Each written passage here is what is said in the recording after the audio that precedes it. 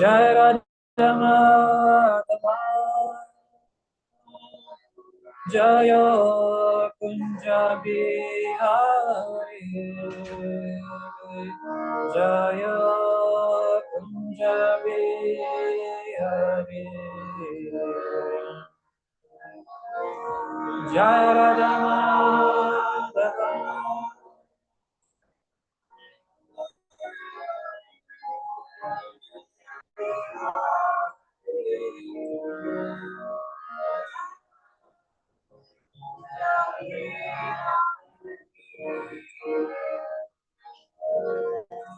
Gopi Janavallabha Jaya Girivaradari Jaya Girivaradari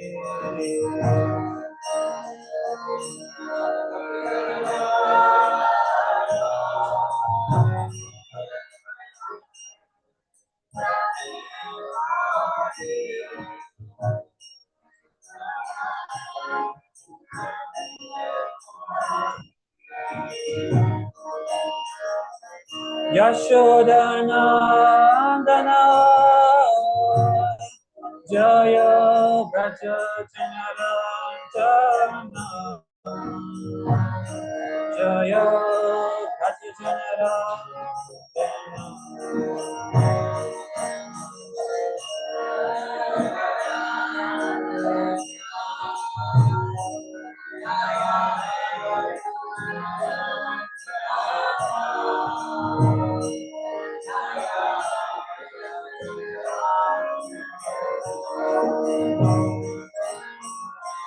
Jamuna Chiravanachari Jaya Kunja Bihari Jaya Kunja Bihari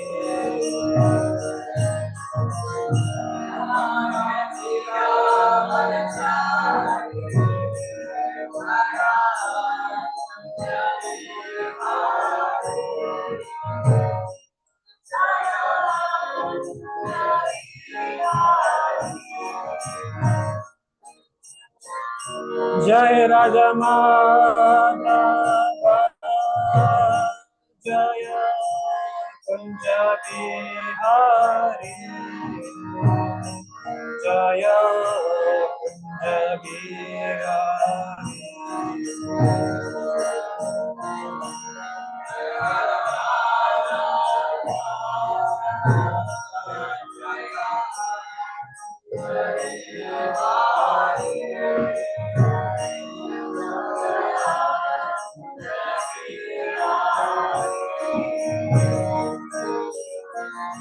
Gopi Janavallabha Jaya Girivaradari Jaya Girivaradari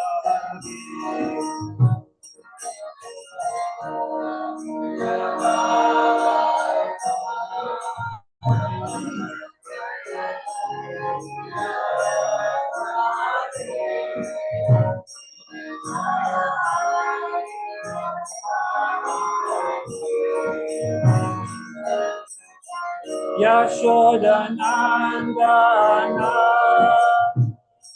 Jaya Braja Janaranjana Jaya Braja Janaranjana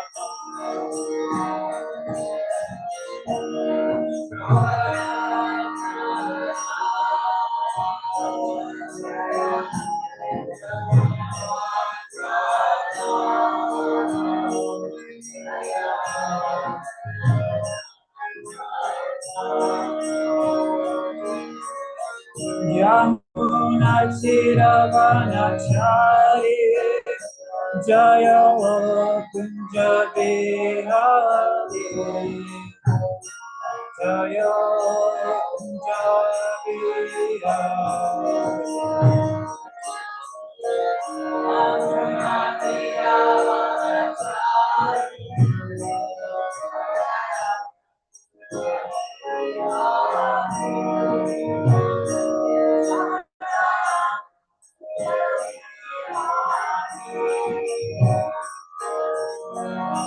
Jaya Radha Madhava Radha Madhava Radha Madhava Shri Radhe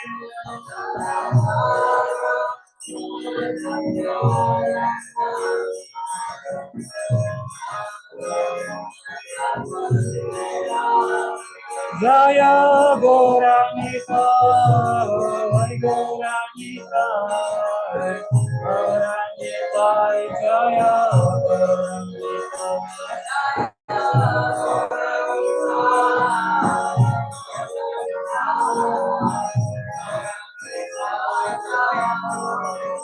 Jaya Prabhupada Prabhupada Prabhupada Jaya Prabhupada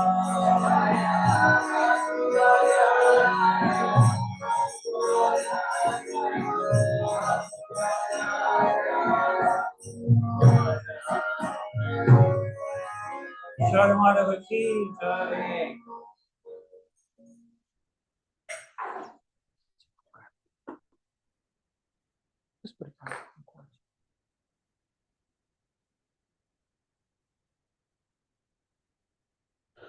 Hare Krishna, good morning.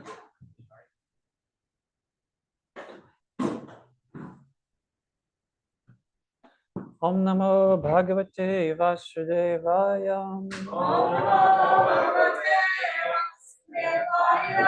Om Namo Bhagavate Vasudevaya.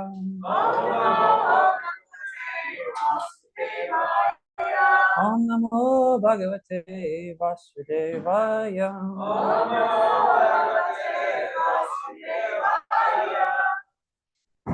Alright, so today we're gonna cover the verses 35 to 37. We're gonna focus on verse 35. And I would like to begin by telling a story, which is a pre-story I'm gonna tell. How many of you have heard of Mahabharata? So in Mahabharata, King Janaka, when he decides it's time to have my daughter Sita be married, he calls all the princes from different kingdoms, and he says, we're going to have a competition. There's going to be a big bow belonging to Lord Shiva, and whoever can string that bow will get a hand of Sita. So all the princes came, and obviously Ramachandra came. And all the princes have failed. And when Ramachandra's turn came, he started pulling the string a bow, and he snaps the bow into many, many pieces. And everybody goes, Jai, Sita and Ram. Sita was very happy. This is a pre-story to the story. And this next story is more like an anecdotal story. In India, a basic education always was based on a religious studies of Vedas and Puranas.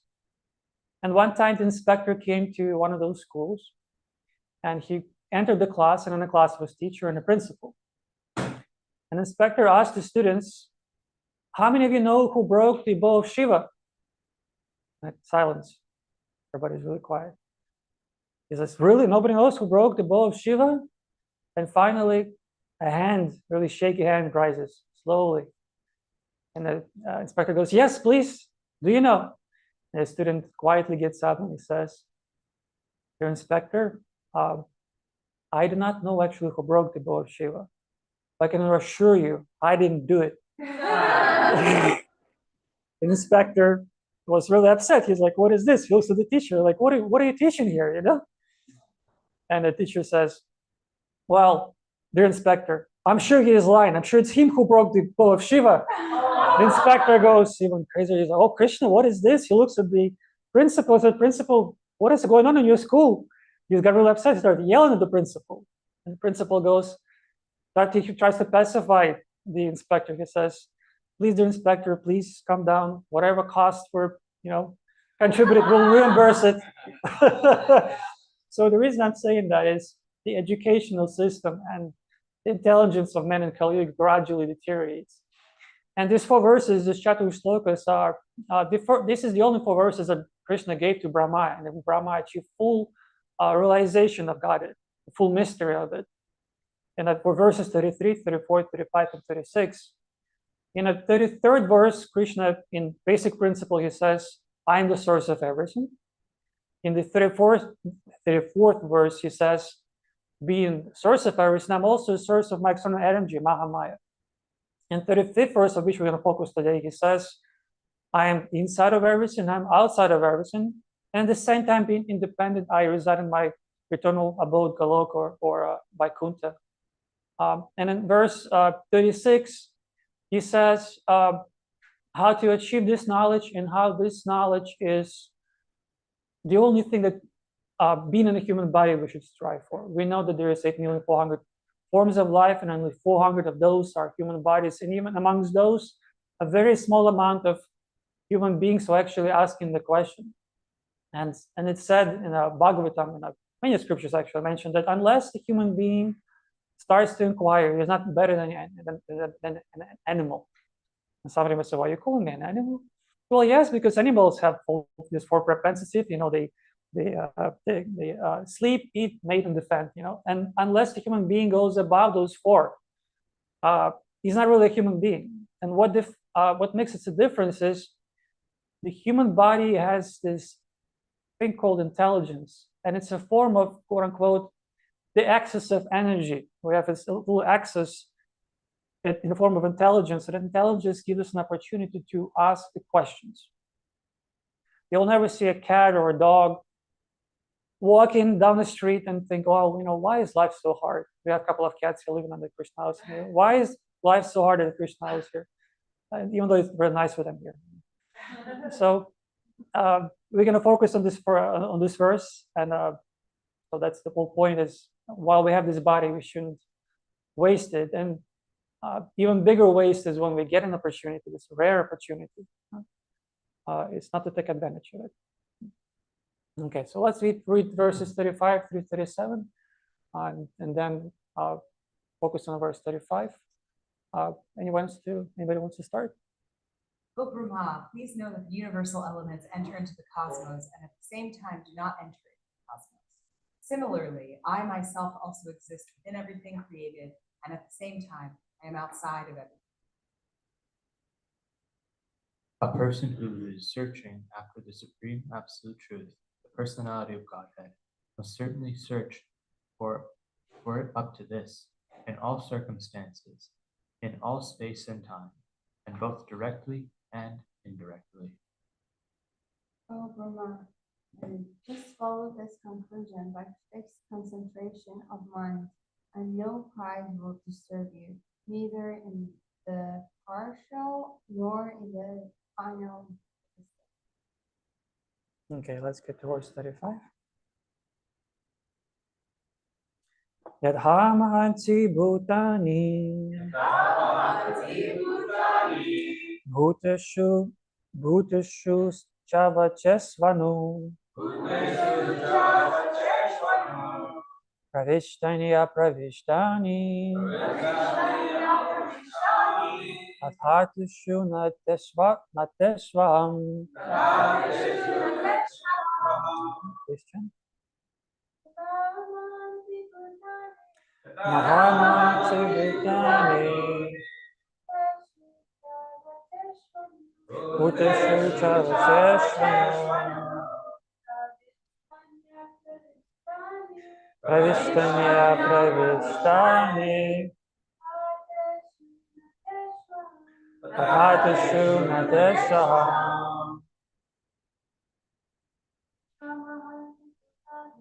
Mahamanti bhutani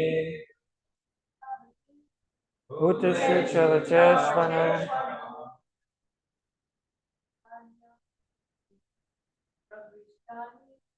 Saya pravishtani athatushu natesvaham. Anyone else?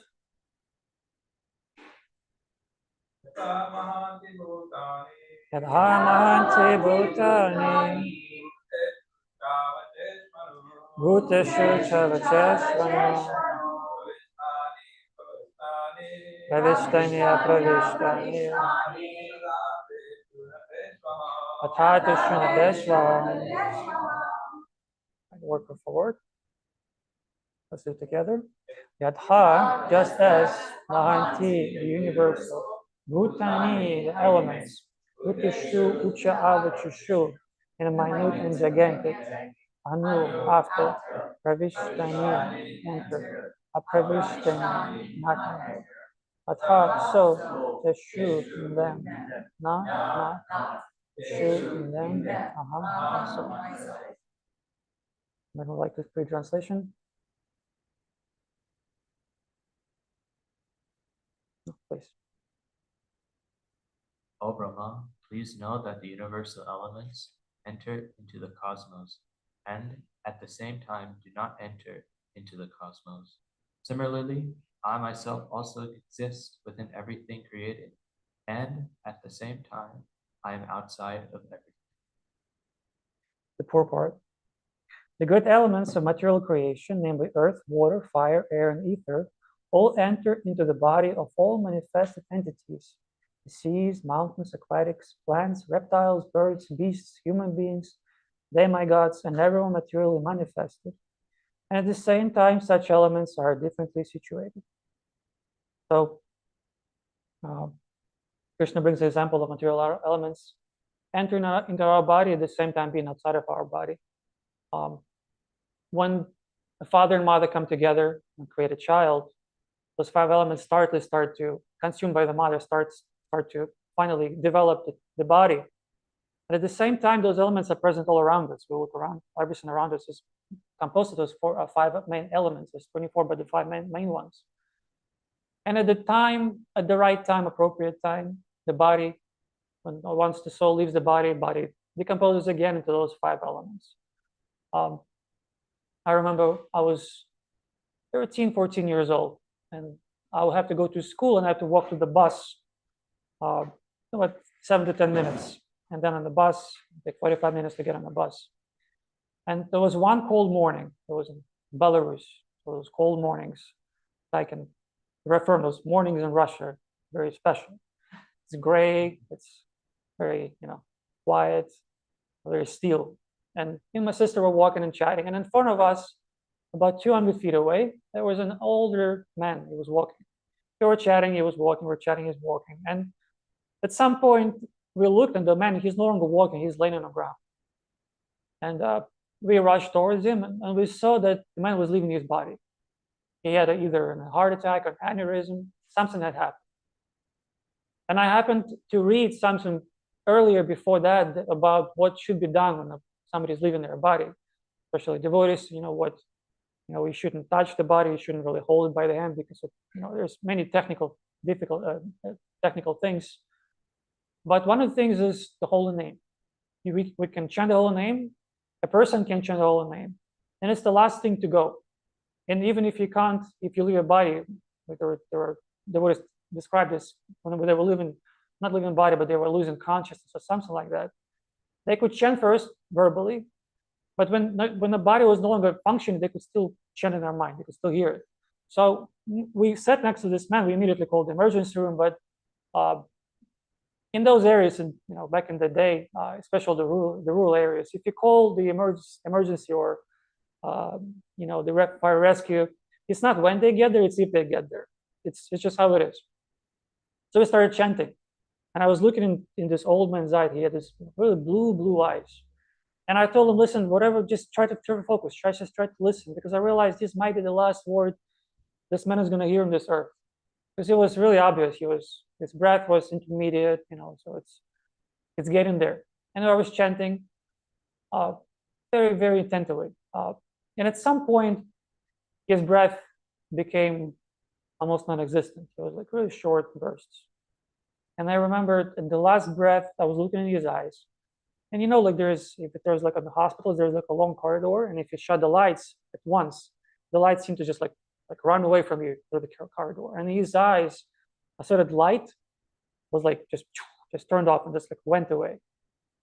And at that time, some other lady came by. We asked her to wait for the ambulance because there's nothing really we could do. So we got on the bus and went to school, and it was a very refreshing, sobering experience for the rest of the day.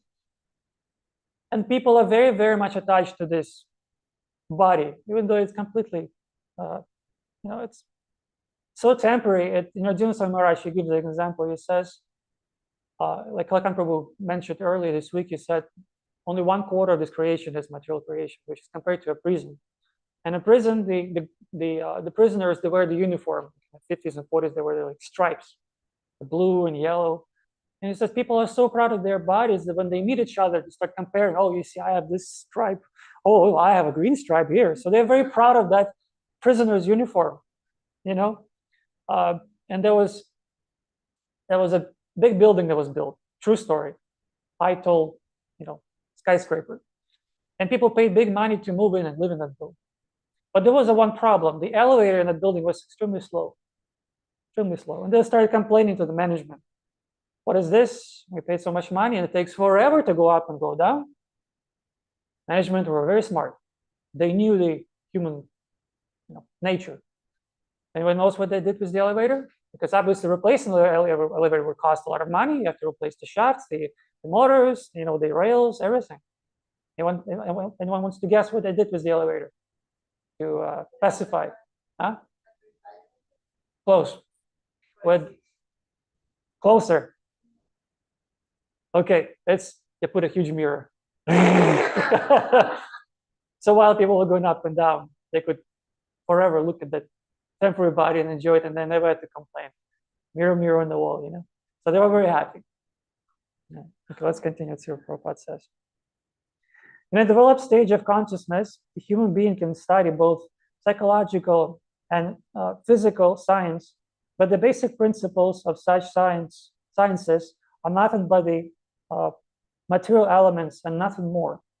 The body of the human being and the body of the mountain is, as also the bodies of the demigods, including Brahma, are all of the same ingredients, earth, water, etc. And at the same time, the elements are beyond the body. The elements were created first, and therefore they entered into the bodily construction later. But in both circumstances, they entered the cosmos and also did not enter. Similarly, the Supreme Lord, by his different energies, namely the internal and external, is within everything in the manifested cosmos. And at the same time, he is outside of everything, situated in the kingdom of God, Vaikuntha, as described before. Now, in a Shastras, Prabhupada often can be a little bit harsh on the scientists. But really, Prabhupada never really criticizes the scientists. Rupa Goswami criticized the scientists. Sutta Goswami, Shukadev Goswami, they speak about this material approach and effort to enjoy material nature and exploit material nature. So Prabhupada has no choice but to somehow explain what it means. So Prabhupada himself never had to, had a propensity to do that. But one time Prabhupada was quite harsh, and one of his disciples came up to him and he said, Prabhupada, I feel like maybe you're being a little bit too tough on them, too much.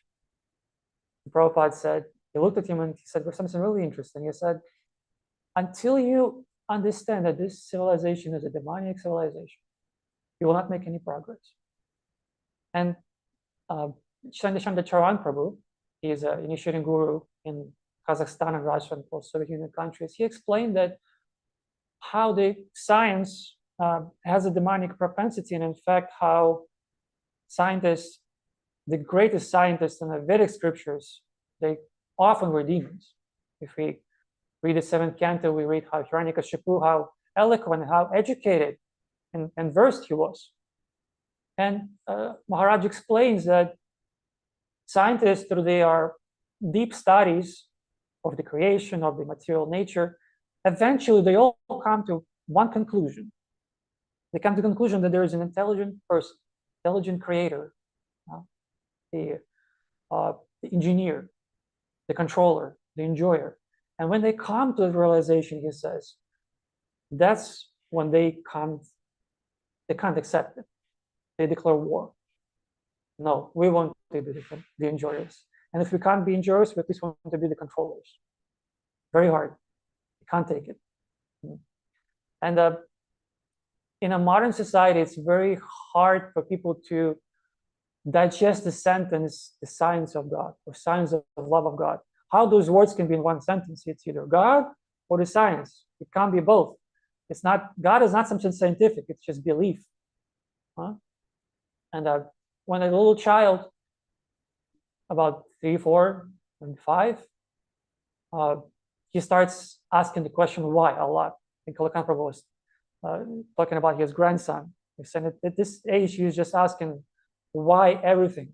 And kids tend to drive their parents mad with that why question. And the child asks his or her parents, he says, why is the sky blue? And the mother, remembering something from school, from physics, she said, well, you know, the light comes through the atmosphere, breaks to a certain angle, so it becomes blue. What does the child say? But why? Why is that? But it just explain to you why. Yeah, but it broke it, but why?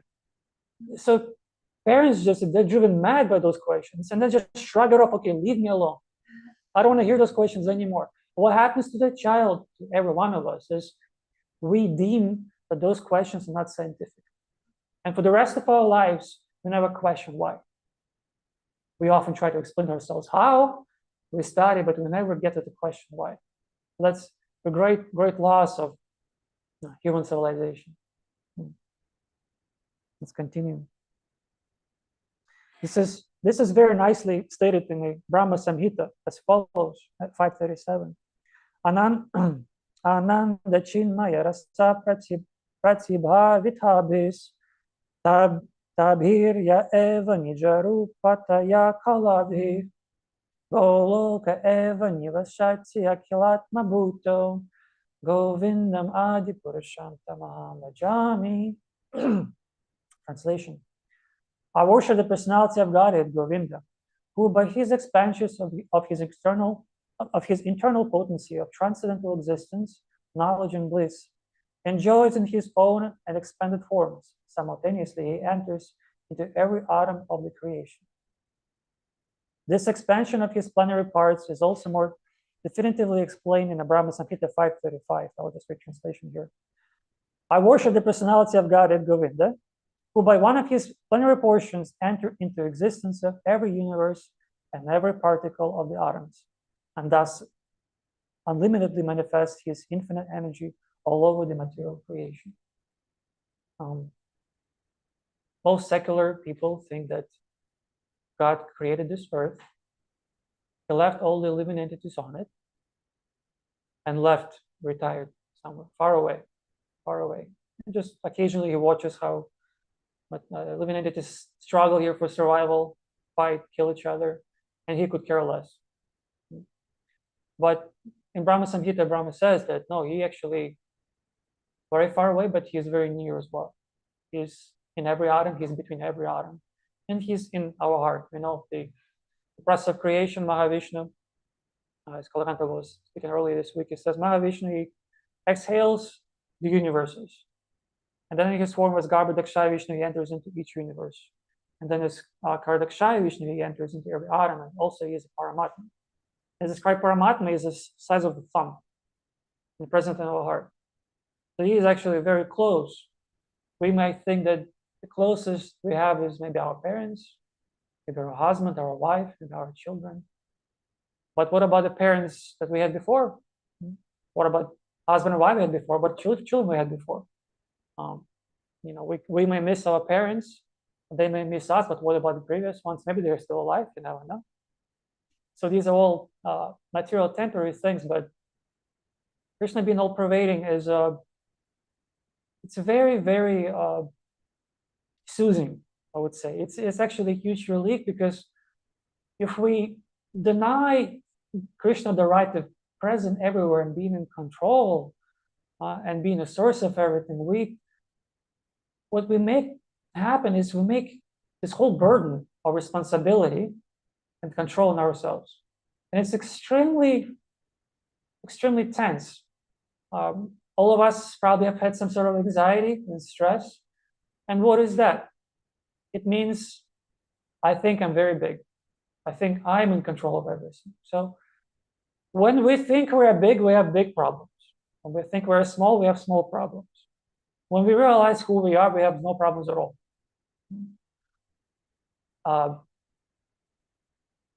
Sachinanda Maharaj, he talks a little bit about how even though devotees, we take full shelter of Krishna, we can still experience anxiety. Like Arjuna, he's probably the first recorded case of anxiety, public anxiety. He had to fight his relatives in this terrible battle. And he was so shaken by it, he couldn't stand. His knees were shaking, his mouth was dried up, he had palpitations. Yudhishthira Maharaj, when he heard that Krishna left the planet, he had similar experience. And Sachinanda Maharaj, he talks about what devotees go through in a very interesting analogy. He compares Krishna to a blacksmith. He says the blacksmith takes a dirty, unpurified piece of metal or alloy. He takes it and puts it in a hot oven. And if you see those industrial ovens in factories, they spit the fire out extremely hot, they're red in color. So the blacksmith puts that rod in the fire. He pumps the bellows. So until the metal becomes red hot, as hot as fire. And what does he do as soon as it gets hot? He takes it out, takes a big hammer, and starts putting it on the anvil, starts hammering it, and sparks fly everywhere. All the impurities come out. He hammers it. He looks at it, okay. He cools it down to cement the progress in the water. He looks at it again, okay, needs more. He puts it on the fire, pumps it, it gets red hot again. It again takes a hammer, hits it really hard, puts it back in the water. And Maharaj explains that this is exactly what's happening to a devotee. He puts us to those difficult situations, but he says, not to make us suffer, but to make out of this dirty alloy a beautiful earring. So he said it's so sweet to make a beautiful earring. You know, Krishna has earrings in the shape of sharks. So he works really hard to get the dirt, those layers of dirt that metal has. Prabhupada once was walking with a group of his disciples, and they were passing this factory that processes metal. And it had an advertisement, it said, unalloyed metal, clean, pure. And Prabhupada said, you see, this is what you have to become. This is what's necessary. Because these layers, they build up over time. And when Brahma heard these 4 verses, he later taught that to his son, Narada. When time came, Narada passed on the science to Vyasadeva, literal incarnation of the Lord. Vyasadeva, he wrote all the Vedas, and he was very despondent. He felt something is missing. And Narada came and said, do you think you made a mist glorifying the Supreme Personality of Godhead? Yes. So instead of 4 verses, Vyasadeva wrote 18,000 verses. Well, it depends how you calculate. Some verses have 3 or 4 combined in them, so some say 15,000, 18,000. So it's a lot more than 4. It tells us something about our situation in Kali Yuga, our condition.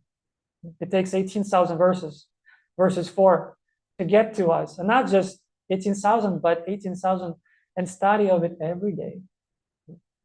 The mind has all those weeds, the anarthas, the kama, the krodha, the greed, and all those anarthas, they create, like weeds, they have really tough roots. I have a little garden and I have to work on the weeds, and they love good soil. They go very deep and they spread the tentacles everywhere. And then they intertwine with other roots of the weeds and they create this whole system. So our mind is rooted with all those anarthas, and they're rooted with each other, anger and lust and greed. And we have to plow and cut those roots and weed it every day. There was a story in Germany. Devotees bought a farm. And they were looking for this farm for quite some time. Finally, they found the right piece of land. It was the right size. They purchased it. And as soon as they started deciding to, okay, it's time to have a little garden, time to plant, they discovered that the field had this very extremely rare type of weed that you could not eradicate. The only way to do it is just nuke the whole thing with pesticides, but then you couldn't grow anything for years. Nothing would grow. So devotees being devotees, they started looking into solutions in the Vedas.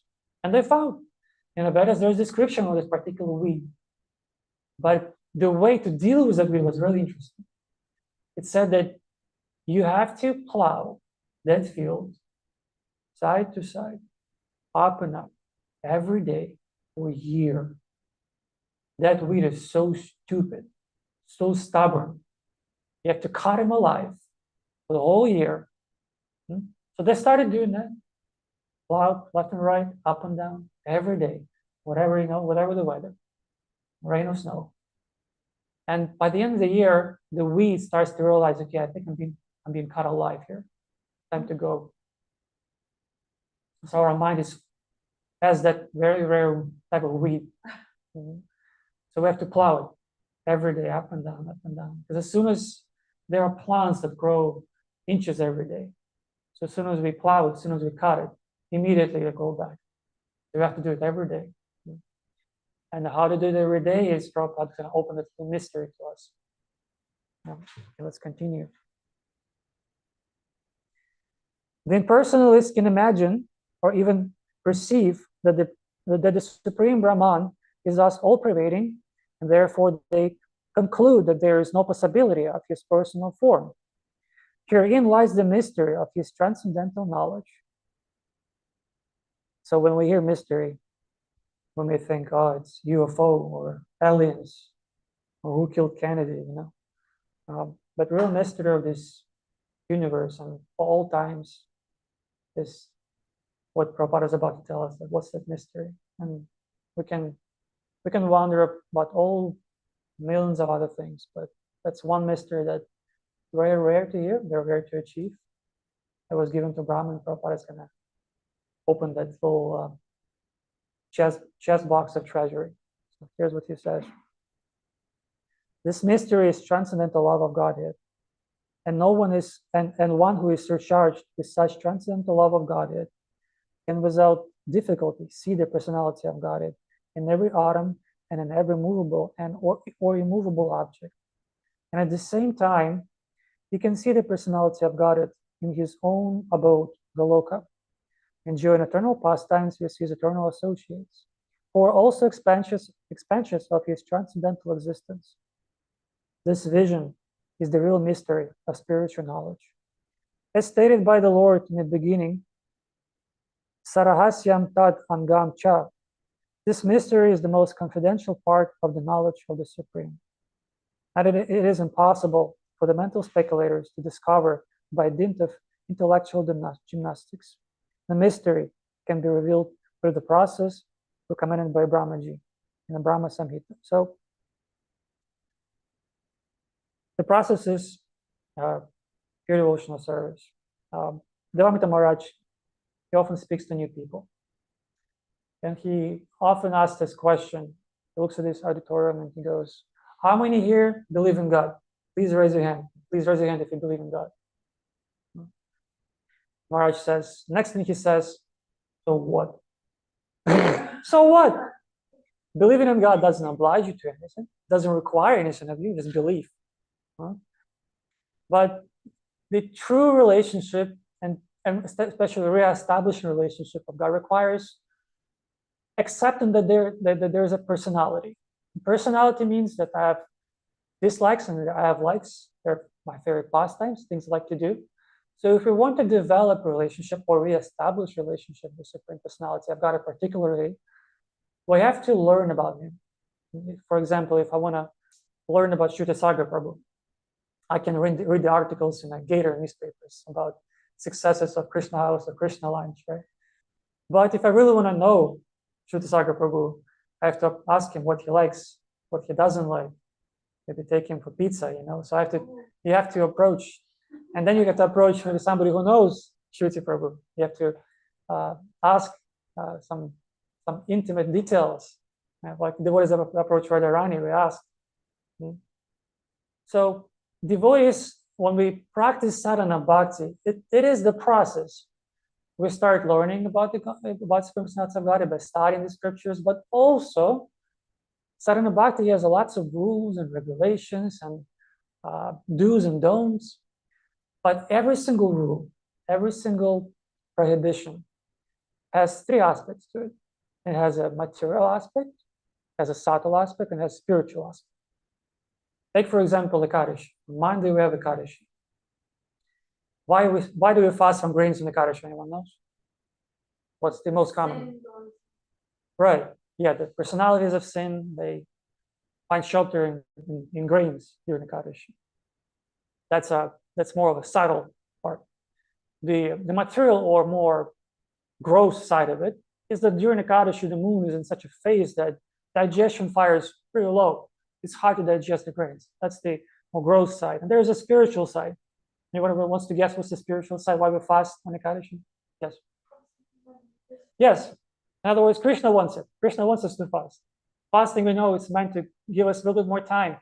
Maybe practice our renunciation. Maybe control our tongue a little bit more. So everything we do in our practice helps us to remind us of Krishna. When we get up early in the morning, the toughest part of any sadhana bhakti is getting up early. What do you think are the reasons to say, what's the material reason to get up early? Yes? Yes, you can have more time in your hands. In addition, if you go to bed at the right time, your body gets the proper rest.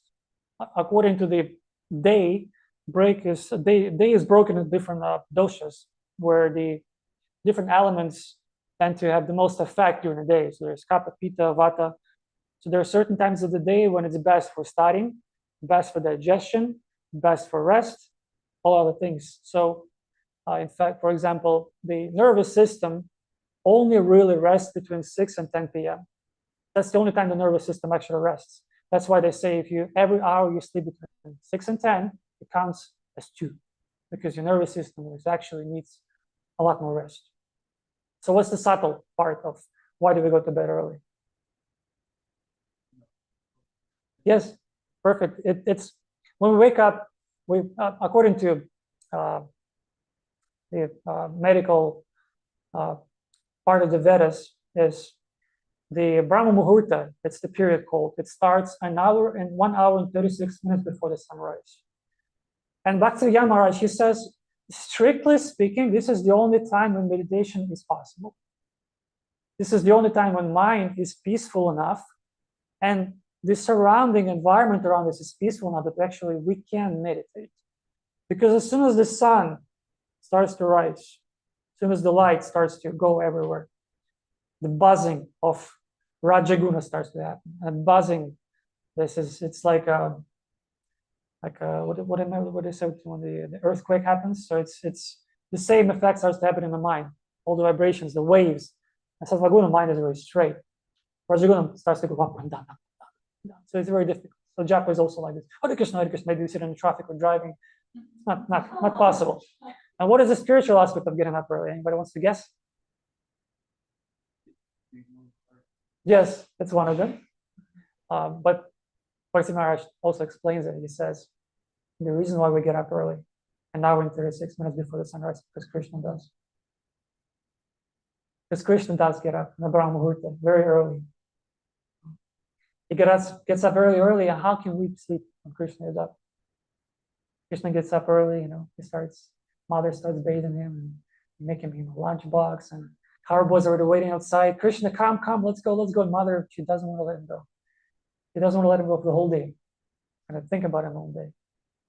So the same way the mother Yashoda is thinking about Krishna all day, when we practice during the early hours of the day in a Brahma Muhurta, the imprint of Krishna's feet or Krishna's pastimes on our heart and on our mind is the deepest.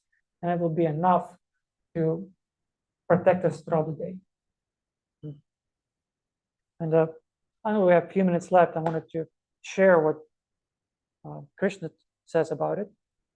In this verse, in 2935, Vishwanath Chakravarti Thakur, he gives his commentary, and he says what Krishna thinks about this. He says, just as the elements enter into all beings and also remain separate, I enter into all beings and remain separate when I perform my pastimes. Here's very interesting. He says, in pastimes related to the material world, I remain detached. In the pastimes related to devotees, I am attached. Even though Krishna is outside and up, he differentiates. He says, I do some pastimes here. I have to participate in creation and maintenance, instruction, but I'm not attached to that. In pastimes with devotees, I am very attached. He continues. Krishna continues. But I desire to show myself to my obedient devotees who have entered my heart, who have perfected themselves and bowed to me. Remaining separate, not entering their hearts, I desire to offer my beauty to their eyes. I desire that my fragrance enters their nostrils, and desire to fill their ears with the nectar of my sweet voice. Speaking with them and answering them, I desire to make their limbs experience the sweet softness of my body by touching and embracing them. Thus situated inside my devotees, and externally as well, I perform pastimes with great attachment for my pure devotees beyond the gunas, whom I cannot give up, devotees, that is. So sadhana bhakti is meant to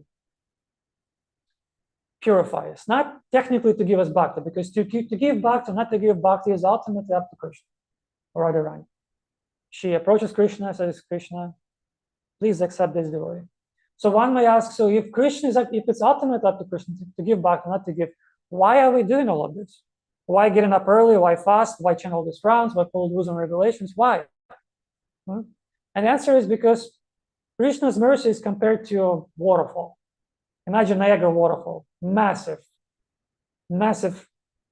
vast mass of water coming down very high, very heavily. That's Krishna's mercy. And our heart in this circumstance is a little plastic cup that we have here. If we take this cup and go to the Niagara waterfalls, what's going to happen? We won't be able to take it, right? So the sadhana bhakti is actually the process of preparing our heart when Krishna gives his mercy. So that's the sadhana bhakti. He prepares us to it. So when the time comes, we can take it. Because very often we hear, there's a certain thing that's called luck. When it comes, is the soul lucky or not?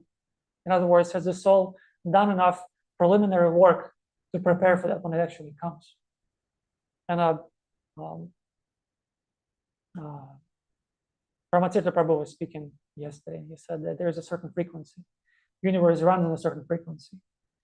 And Prabhupada later will talk in this purport, we won't get to it, but he says that Krishna always speaks that the spiritual world eternally takes place.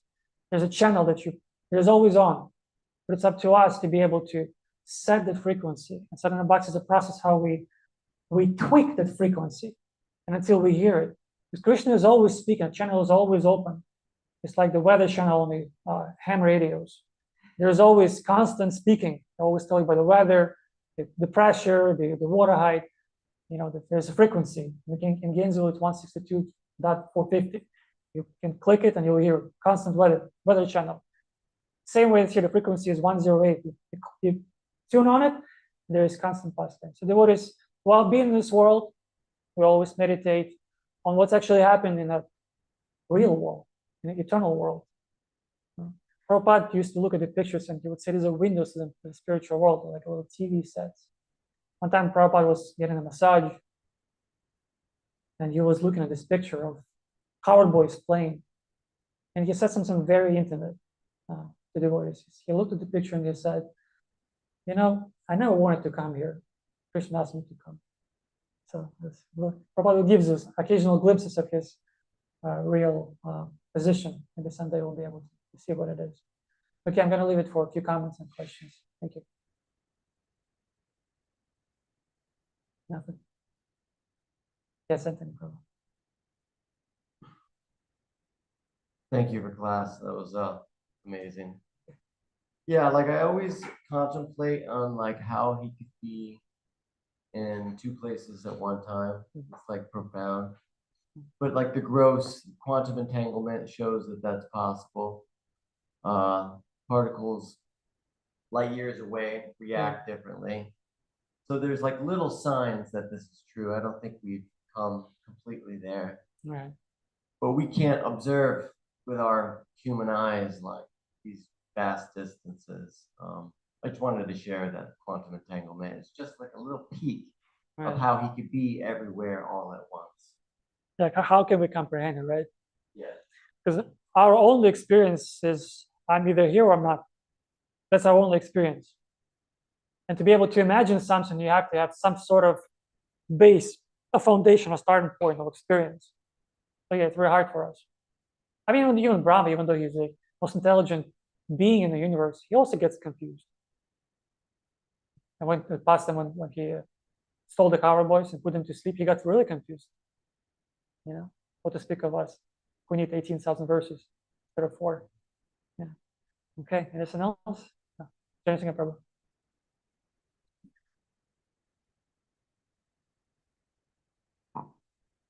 First, that's really interesting because I was just looking at a Christian calendar yesterday I had in my storehouse, and I was looking at there was one day where they have the illustration of where Lord Brahma is apologizing to young Right. Krishna for stealing them, and I was Right. like, I want to read that past Right. time, you know.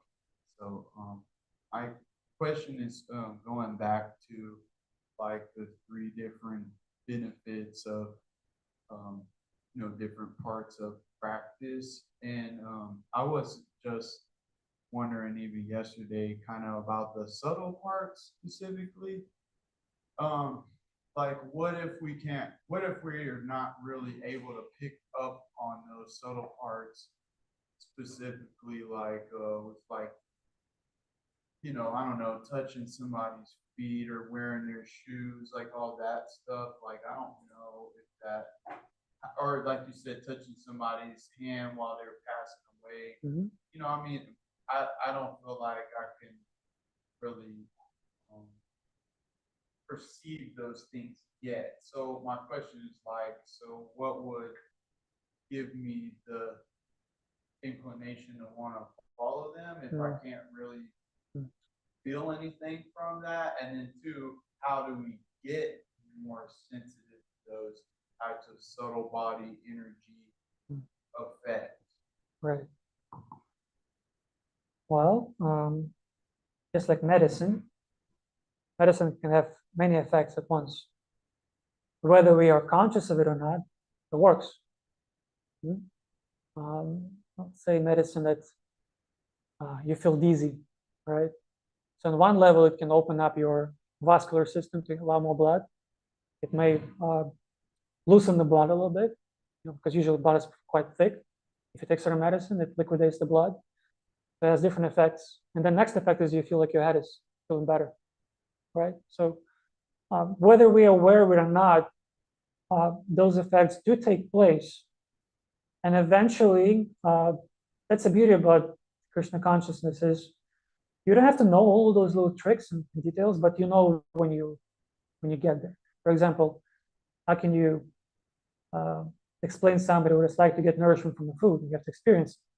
So when we eat, natural result is we get energy, we feel satisfaction, and we feel satisfied, right? So whether we feel it or not, it takes place. Eventually, when we get purified, we're going to be more sensitive to things. But then we have to be really careful, because if we don't build a shield around it as our sadhana, it's much easier to affect us, these material things as well, because you become more sensitive to the world. Is that okay? Yeah, I kind of got it. Yes. So, okay. And from where you're at right now, let's say we become sensitive to wearing somebody else's shoes, Right. and this has like a negative effect on you. You're like sick the next day or something like that, right? So, like, how long do these types of subtle energy effects last on us, and then like is our practices that we do of like protection prayers and sin removal prayers in the morning with Tulsi. It's that, and sprinkling Krishna blessed water on our heads, or these things that enchanting combat it, or because I feel like we're gonna make mistakes with subtle energy. Well, you need guidance. We can't just have Shastra, because if we just have a Shastra, our mind will find what Krishna could never dream of. So, for example, why you need guidance is, say, the shoe example is one thing, but for example, you get up early, and you're not getting enough sleep, start feeling sick. So how is it helpful? It's not. But it's senior what it will tell you. It's not about getting up early, it's about going to bed early. So you need the guidance, you need the proper utilization of the principle. So there is that. So association is extremely important. Yes. I had a question, or somebody? Oh, thank you. Thank you for coming. And I just wanted to analyze when you were a child and you saw that person go into the other realm, if you will, how did that affect you? How did it affect me? It's cemented my faith in Krishna consciousness. When you see the examples in real life, it really helps you to cement it. For example, Rajendra Maharaj, he once said that Prabhupada always talks about example of the swan, the bird. And swan has a certain quality, it can separate milk from water. So in the same way, the swan, the great devotee, he can separate the essence from all the rest. And one time he said he tried it. He went to the river where there was a swan, took some milk, he poured milk in the water. And the swan came, he started drinking the milk, and from his nostrils, the water started coming out. He said, it cemented my faith. So when we see it in real life, it helps us, it gives us faith. Because we have to have faith in something. People say, oh, I don't believe in God, but they always believe in something else. Like in Soviet Union, there was a big faith in, in communism, or Lenin. So we had this deep faith. We would wake up, hearing the anthem. So there was this bhajan every morning, right? So we have a choice to choose. And whatever we choose, we'll have those examples and reaffirming real life examples that will help us to set our faith and belief. Yeah. Okay. Yes, Prabhu. I had two thoughts to share. Sure. The last one. Right? One was to Jai's question also about becoming more sensitive to the subtle effects of things. I think a big part of that is becoming more present, and that's cultivated through sadhana. As we practice Krishna consciousness, we learn to become more present. And when we are fully in the moment and our mind isn't in the future or the past, we can become more aware of things that are affecting us, things that we're feeling, energies we're picking up on. And then another thought that I had, this point about holding a paper cup under Niagara Falls, and how sadhana is helping us cultivate the capacity to accept Krishna's mercy. It made me think how, and then I came up with an answer, how do we cultivate this capacity to accept Krishna's mercy, to receive Krishna's mercy? And I think there's many aspects, a few of which are becoming more grateful, learning how to be grateful, and also when we